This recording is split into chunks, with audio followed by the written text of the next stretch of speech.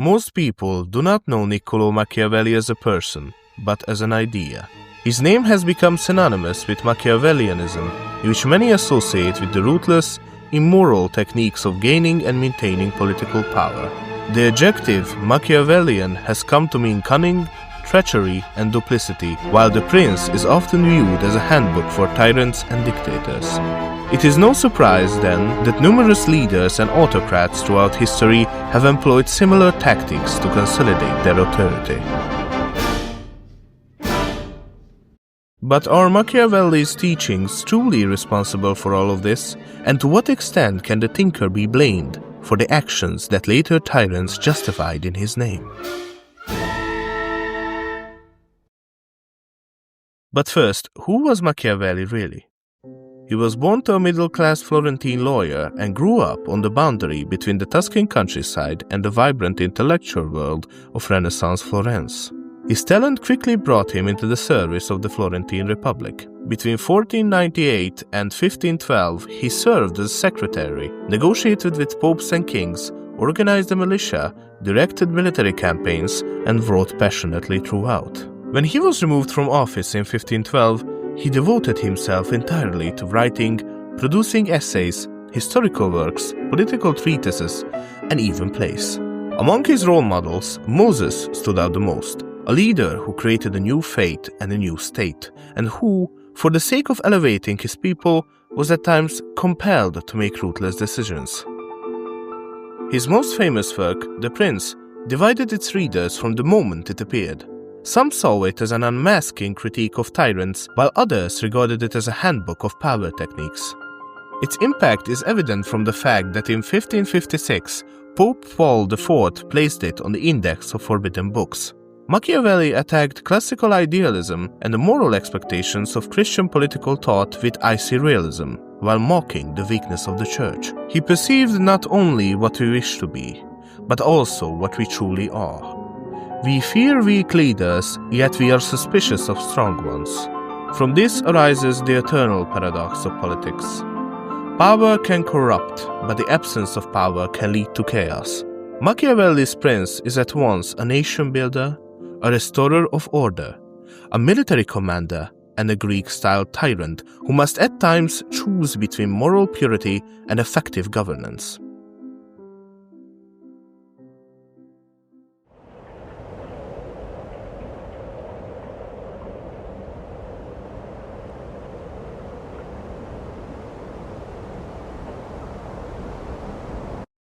The Prince sets out with striking clarity of what an effective leader should be.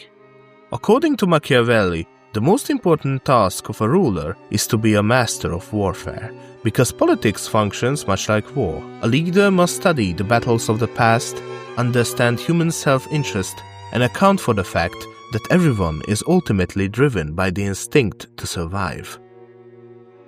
To maintain power, a leader must learn how not to be good. Machiavelli distinguishes between cruelty that is well used, applied once with purpose, and cruelty that is poorly used, repeated, aimless, and ultimately self-destructive. The latter breeds popular hatred and leads to the collapse of power. Thus, cruelty is merely a tool for preserving something greater. Machiavelli's work also reveals how social dominance operates, the means by which individuals acquire and maintain power. An effective leader is not a moral ideal, but a ruler capable of inspiring fear and respect without becoming hated. He argues that a leader cannot fundamentally trust others. Opponents must be neutralized in ways that prevent them from posing future threats, and even one's own followers must be treated with caution. Power is safest when concentrated in a single hand, and every gesture and action of the prince must be guided by the imperative of reinforcing this position. He must also understand the theater of leadership. The people expect their ruler not only to display strength, but also dignity, courage, and steadfastness, and to be able to adapt to changing circumstances. In cultivating communal spirit, the arts, festivals, and public spectacles play an important role, strengthening the sense of unity among the people.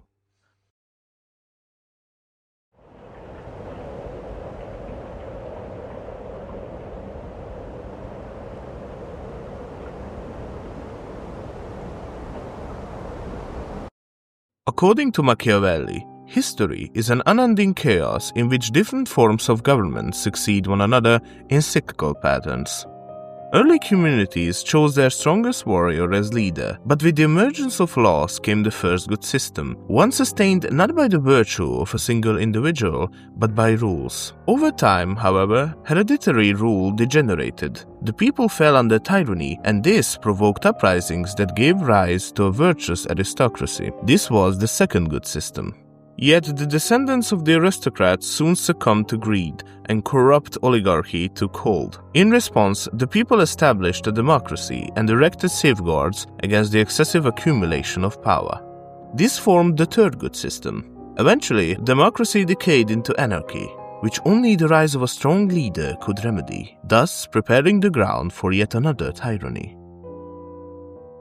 He argues that this cyclical pattern arises from the very nature of politics, for every form of government contains the seeds of its own downfall. The good systems, the wise ruler, the virtuous aristocracy, are inherently fragile and short-lived. The bad forms, tyrannical autocracy and oligarchy, are corrupt and hated, and therefore inevitably provoke violent resistance, which ultimately brings about their collapse. Because political systems inevitably deteriorate, Machiavelli also examined how power over a territory can be preserved. On this basis, he identifies three methods for dealing with cities or provinces that are attached to their own laws: complete destruction, the ruler's personal relocation and residence there, or allowing the local laws to remain in place while the conqueror imposes taxes and elevates a loyal oligarchy to power. At the same time, Machiavelli emphasizes that if the conqueror neither destroys the city nor establishes a new, controllable order within it, then the old system will survive and continually nourish the possibility of rebellion. Political revolution is especially dangerous, for the beneficiaries of the previous regime inevitably become determined adversaries of their new authority. In Russia, the revolution was led by Alexander Kerensky, who removed the Tsar but proved too weak an opponent for the Bolsheviks, who pursued the seizure of power in a far more radical and determined manner. Lenin viewed politics as warfare. For him, the objective was the complete possession of power and the elimination of all rivals. In accordance with Machiavelli's principle, the Bolsheviks dismantled the entire Tsarist system, that no one could remain who might claim legitimacy from the old order. The lasting consolidation of a new order requires not only the replacement of the entire leadership, but also a full generational shift, so that a society can grow up already socialized within the norms of the new system. Without this, the new order cannot endure. Numerous examples support this. After the end of the Cold War, the most successful transitions from dictatorship to democracy occurred in countries such as Spain and Portugal, where authoritarian rule had been relatively mild, or in those Baltic and Central European states that came under Soviet control only after the Second World War. These transitions proved far more successful than in Russia or Belarus, where a stable democracy has still struggled to take shape. Centuries of despotism damaged not only institutions but also the soul of society, making the reconstruction of liberty far more difficult.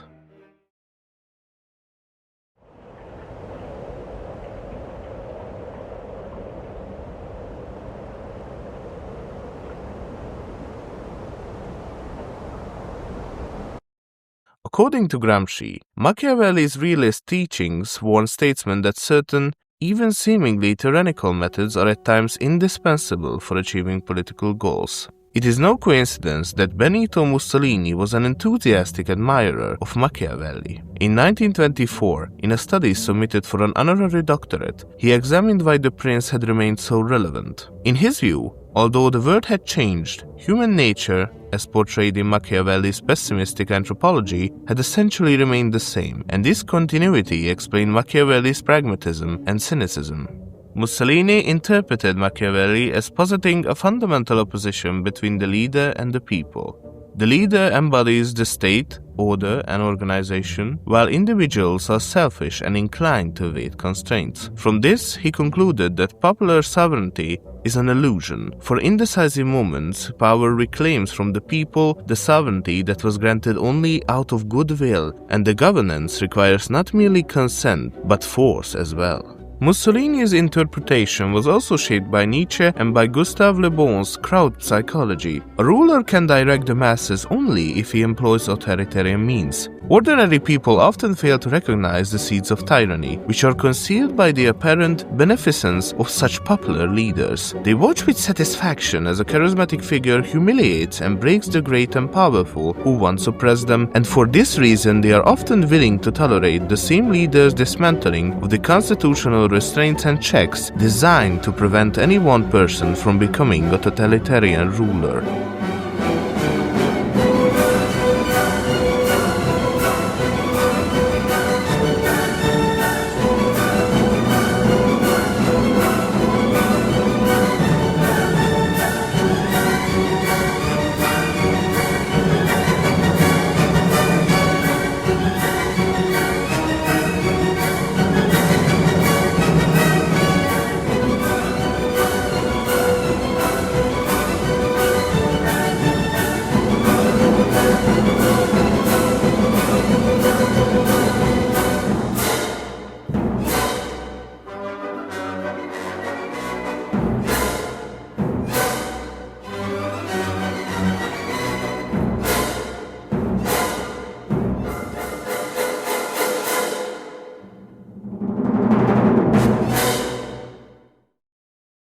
The truth, however, is that Machiavelli hates tyrants. He despises despotism. He devotes considerable energy to examining how such rulers can be removed.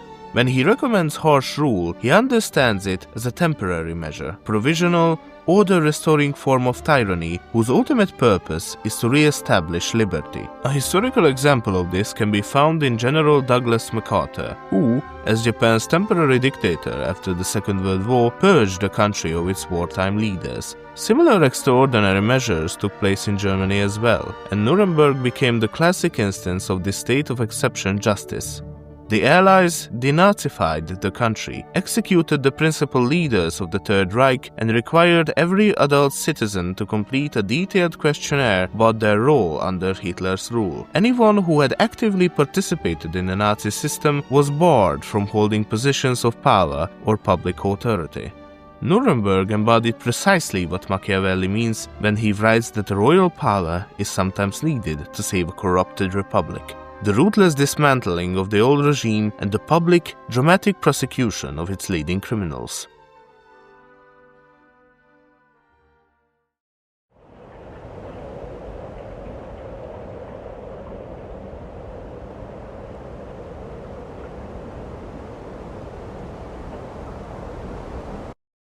Machiavelli distinguishes three models of expansion: the loose confederation of equal states, the Roman imperial alliance in which the center retains sovereignty while treating its allies fairly but subordinately, and complete subjugation. Of the three, he considers the Roman method the best, because it simultaneously built power and integrated allied peoples while preserving the primacy of the center. He argues that such federative states can consist of no more than 12 to 14 members, an observation that offers an intriguing parallel to the early days of the American Union, which comprised 13 states. Experience confirms that once the number of member states exceeds 12 to 14, the system inevitably faces a choice. It must either move towards centralization or drift forward to fragmentation.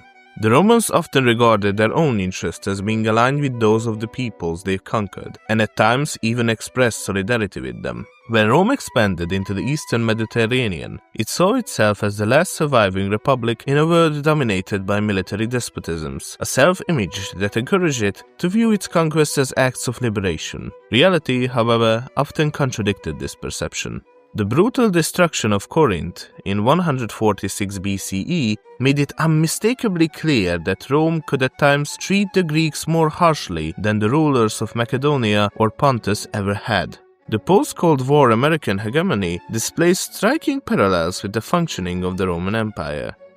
Although the United States does not establish provinces, both historical patterns involve turning former enemies into protectorates and supporting rebel movements against tyrannical regimes. It is a noteworthy parallel that this pattern, which simultaneously seeks new adversaries and new protégés, closely resembles the path Machiavelli outlined from the Roman example as the most effective, the best method. At the same time, the history of Rome reminds us that empires are not eternal. Machiavelli is often identified with the concept of Machiavellianism that bears his name, yet this association is misleading. He was not a teacher of cruelty, but a describer of the nature of politics. He sought to show how order can be preserved in an imperfect world, not through unrestrained brutality, but through necessary, measured, and purposeful firmness. Authoritarian leaders later distorted his words, but Machiavelli in fact uncovered the very reasons why tyranny collapses. He did not write a handbook of evil. He explained how power operates when human beings are fallible, the world is uncertain, and order is indispensable. Machiavelli, therefore, was not Machiavellian. He was simply a realist who revealed the often dark and unsettling character of political power.